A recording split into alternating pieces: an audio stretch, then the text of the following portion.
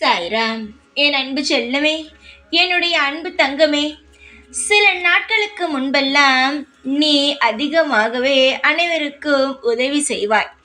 ஆனால் இப்பொழுது எந்த ஒரு உதவியும் யாருக்கும் செய்வது இல்லை.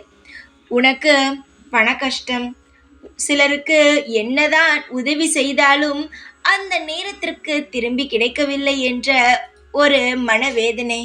இதனாலேயே பாதி விஷயங்களை நீ தவிர்த்து விட்டாய். பழைய விஷயத்தை எல்லாம் நினைத்து கொண்டு இருக்காதே தங்கமே. உன்னுடைய புது வாழ்க்கைக்குள் வா. ஏற்கனவே நீ செய்தாய், பலருக்கு உதவி செய்தாய். ஆனால் பலர் யாரும் உனக்கான உதவியை இப்பொழுது கஷ்டப்படும் பொழுது நீ செய்யவில்லை என்று நினைக்கிறாய். நீ நினைக்கிறாய் ஒன்றே ஒன்று, அது மிக மிக தவறானது. நீ ஒரு நபருக்கு செய்கிறாய் என்றால் அந்த நபர்தான் உனக்கு செய்ய வேண்டும் என்பது கிடையாது. தெய்வம் வேறு ஒரு ரூபத்தில் கூட நல்லதாக உனக்கு உதவி செய்யலாம் அல்லவா? நீ யாருக்கு செய்தாலும் உனக்கான நன்மைகளானது கிடைத்து கொண்டுதான் இருக்கும். அதனால் உதவி செய்வதை மட்டும் என்றுமே நிறுத்தி விடாதே. உனக்கு தகுந்தது போல் எல்லா விஷயங்களையும் செய்.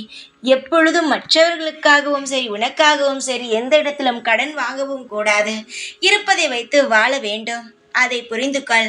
அடுத்தது, உன்னால் முடிந்தால், உன்னிடம் இப்பொழுது 10 ரூபாய் இருந்தால் அதில் 1 ரூபாய் உன்னால் முடிந்தால், மனம் இருந்தால் மட்டும் மற்றவர்களுக்கு செய்துவிட்டு நாம் கஷ்டப்படும் பொழுது அவர்கள் செய்வார்கள் என்று எதிர்பார்க்காதே.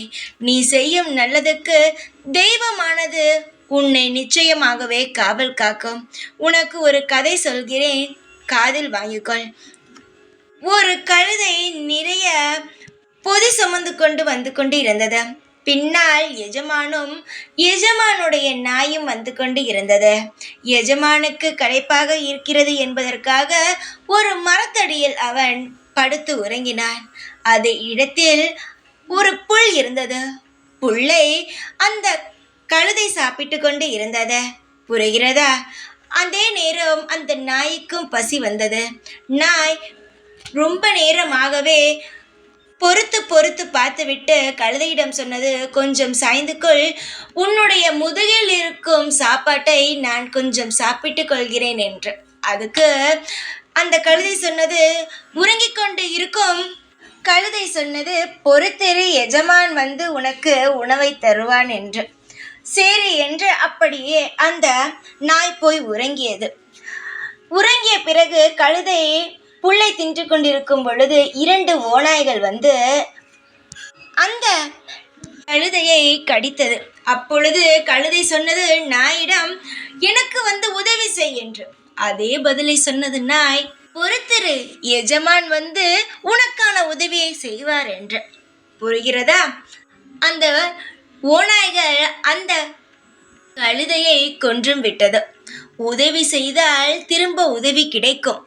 ஆனால் எதையும் எதிர்பார்க்க கூடாது. எதிர்பார்க்காமல் நீ உன்னுடைய உதவியை நீ செய்து கொண்டே இருந்தால் நிச்சயமாக நடக்கும். அதற்காக ஒன்று சொல்கிறேன், நீ உதவி செய்தாலும் உன்னை இளக்காரமாக பேசுகிறார்கள் பார், அவர்களுக்கு செய்ய சொல்லவில்லை. நீ உதவி செய்தால் திரும்ப அது வரும் என்று நினைக்காதே. ஆனால் தெய்வ ரூபத்தில் உனக்கான உதவி உனக்கு கிடைக்கும். அதை மட்டும் ஞாபகம் வைத்துக்கொள். எந்த இடத்திற்கு நீ சென்றாலும் உனக்கு தேவையானது கிடைக்கும். அது நீ செய்யும் புண்ணியத்தில் உன் கையில்தான் இருக்கிறது. எந்த ஒரு நிலையிலும் மனம் வருந்தாதே. எல்லா நிலையிலும் நீ சமமாக இரு.